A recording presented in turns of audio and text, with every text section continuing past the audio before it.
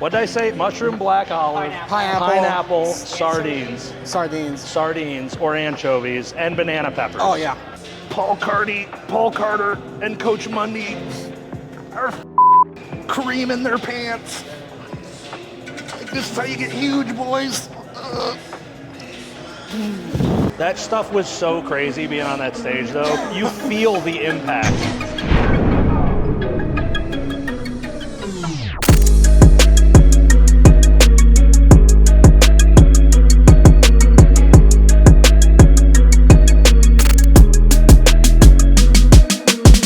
Unfortunately, it's not Joe and Brani, it's Joe and Nelson today.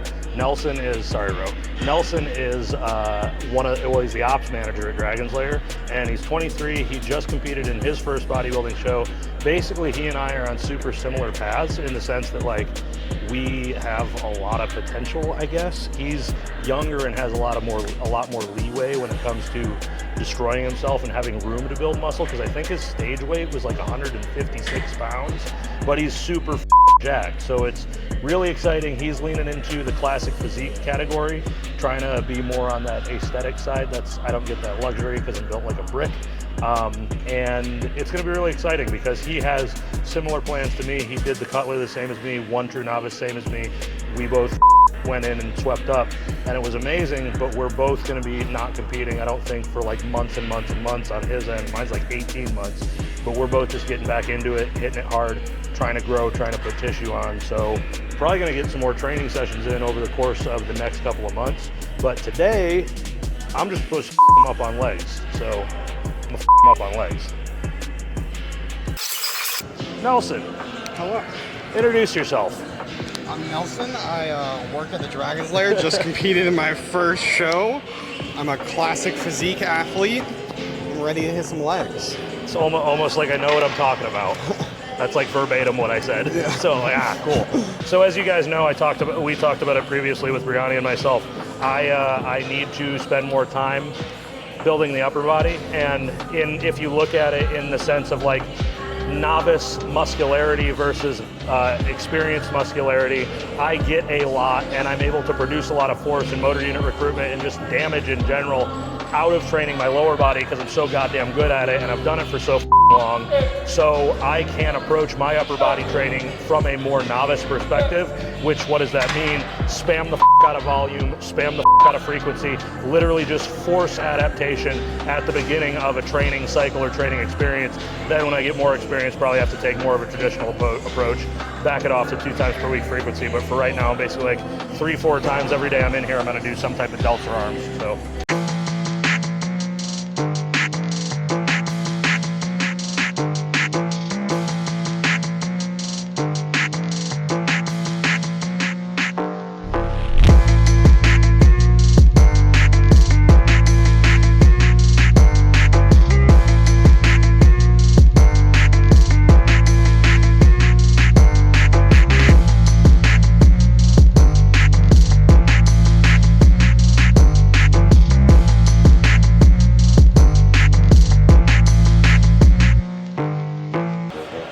I'd show up because I'm the one that carries this YouTube channel on my back.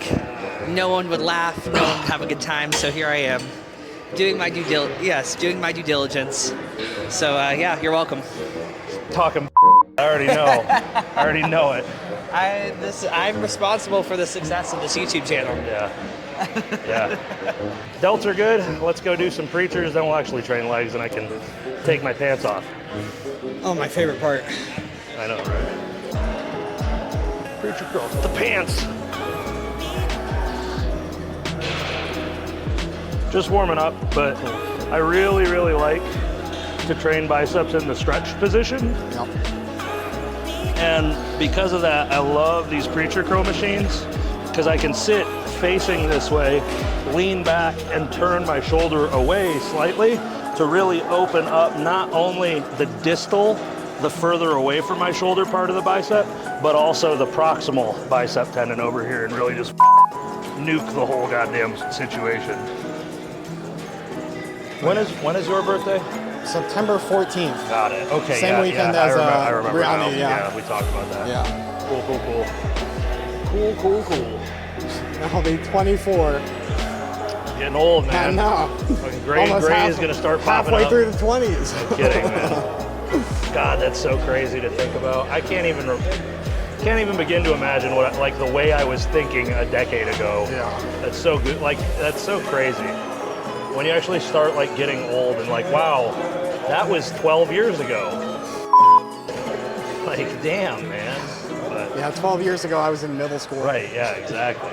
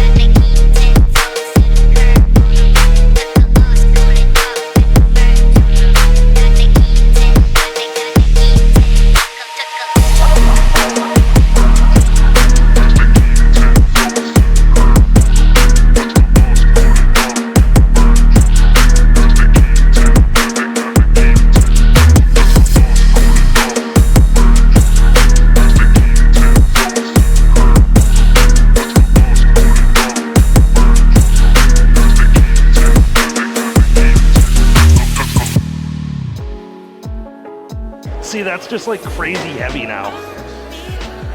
Whatever. Okay, maybe not. Whatever. Yeah. Like, I think 50 might be lighter, to be honest. Obscene. Yeah. But it's all at the length and then because the freaking prime adjustment. I just want 8.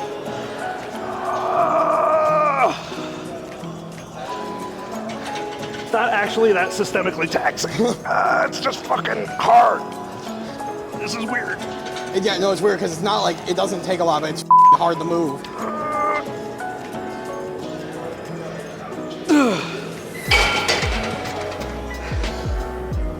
I kind of like that though, because it's like just grind. You just got to grind through the from the first It's rep. not. It's not even like it's heavy. It's it's like it just moves slow. Yeah, so that's what's cool about the Prime equipment and why like I'm a huge fan of these guys. I've never actually spoken with anybody, but I really, really love it because you can adjust where the weight is actually the most difficult. This is the beginning range of the movement, which is like the stretch position, middle range, and then short range, which is like when you're actually contracting at the top. So you can do like really cool mechanical drop sets where it's like if I'm doing lengthened position stress, get to failure there, then move to mid position stress, then move to shorten. I'm kind of thinking about implementing that for my own training. Did that to me? You know, Jared, the like director guy. Oh, health club doctor. Yeah. So apparently he did the programming for Prime. Oh, really? So he was taking me through it, and he made me go through every position in like a certain order. Yeah. Ooh, nasty. It hurt so good. That's awesome, dude. Yeah. That's crazy. Yeah. I put up a story on Instagram about looking for like a Pilates instructor or like mobility classes in Vegas because I want to get more mobile. And he texts me, he's like, hey dude, I saw your story. Ask Allie who she goes to because they come to her house. And I'm like, okay, I will, but I think that's outside my price range. And then I like get a hold of them. And they're like, yeah, it's like $200 a session. I'll sit like $700 for a month. And I'm like, no, thank you. But like, do you have a program I can buy? It's like, sorry, but. You mean instead of the $25 class? Yeah. And it's like, that's what I'm looking for. I'm not trying to be like a gymnast. Paul Carter, and Coach Mundy are creaming their pants. Like, this is how you get huge, boys.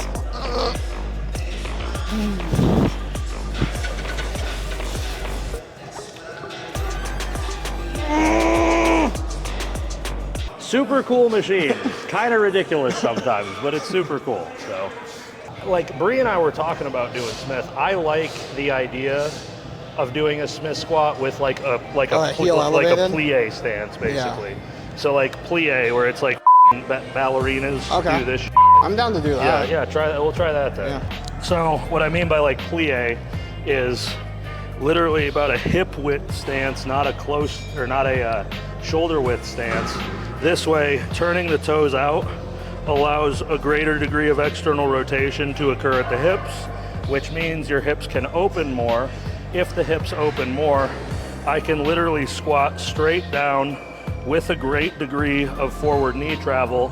When I say squat straight down, I mean literally aiming my balls in between my heels or my pelvis in between my heels, hitting super deep depth, great deal of hip flexion, great deal of quad knee flexion, great deal of stimulus everywhere, and drive straight back up. Super bang for your buck movement, nail the quads, hamstrings, adductors, glutes, all of it. And if my knee was in one piece, I would love to do these, but I'm old and broken, so we get to see Nelson demonstrate. So, yep, that's what I would cue, bigger chest. Try to like, literally, yes, boom, that literally perfect. Look forward, Yep, down. yep, Big chest. yep. Yes. The reason we're cueing big chest is because Deeper. if you keep that chest up on a fixed plane of motion, on the Smith machine, it's not a free squat, so you don't have to worry about staying stacked as much in regards to keeping the pelvis underneath the sternum. You can bias a more upright torso position to place more stress on the quads and the lower body. Yep. That's gonna be disgusting. That's even nasty. Oh, that's gonna be That's fun. that's gonna f you up, bud. Yeah. That's gross. All right. Well, All right. Perfect. Big chest, look up. Yes. Yep. Yes.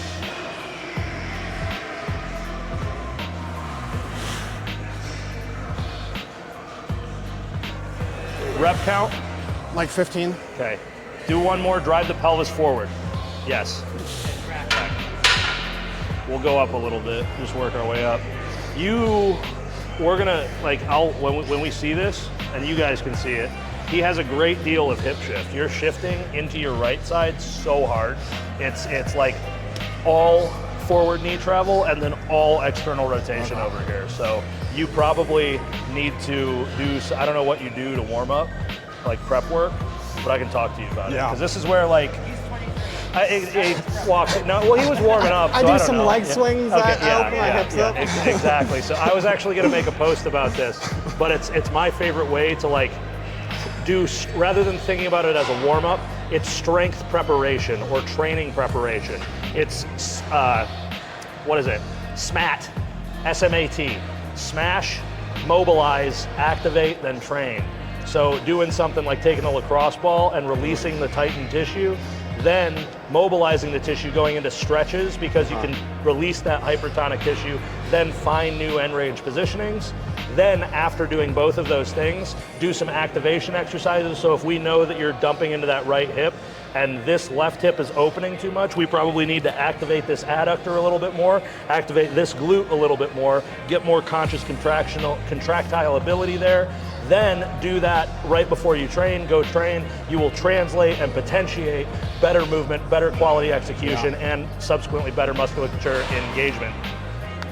Coaching, fucking swipe up, buy a month, help me feed my dogs, and buy her things.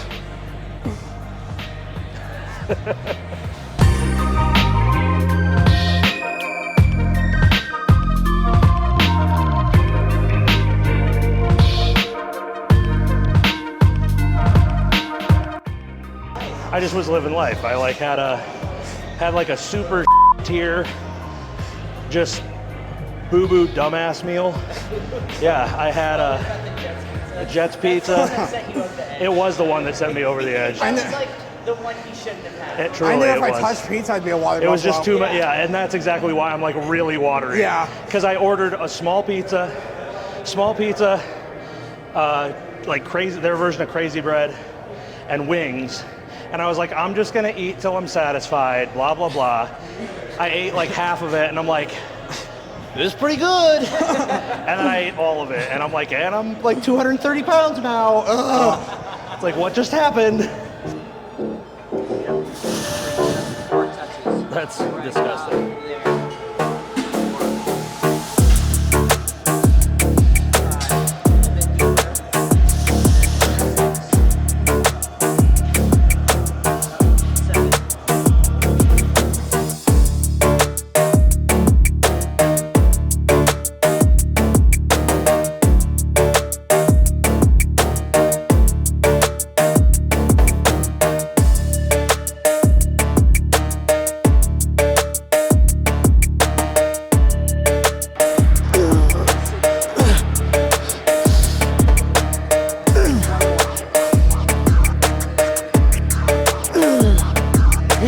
it me up. Like Pizza always gets you. Like I should have just done the Thai food I was talking about. Yeah. Mushroom, black olive. What did I say? Mushroom, black olive, pineapple, sardines, or anchovies, and banana peppers. Oh yeah.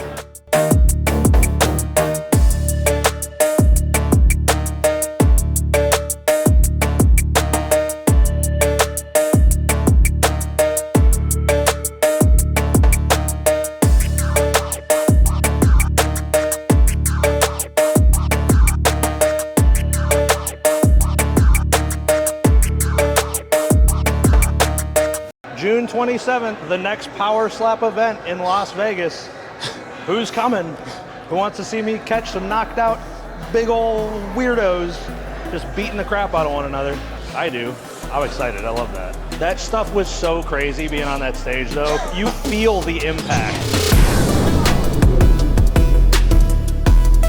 And it's like you can objectively look at it and be like, this is so dumb, this is stupid. Oh, but it's kind of But then you're up there and it's like electric and you're just like, holy crap, dude, this is crazy. You know, it's very cool.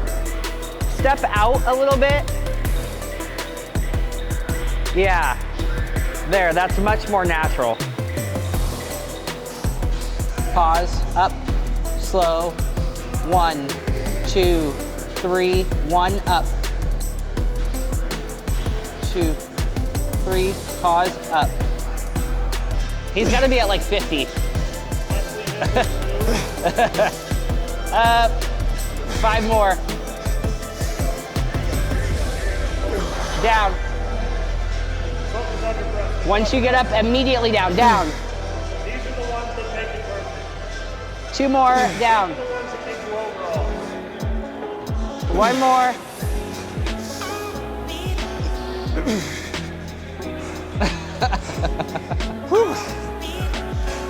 Yay. Fun stuff. Oh, he's sweating, god damn. Look at this man's forehead. Relatively successful session, I would Yeah. say. Yeah. How did it go for you? That was Nelson? fun. Yeah, you know? good. Yeah, it was a good start. Cool.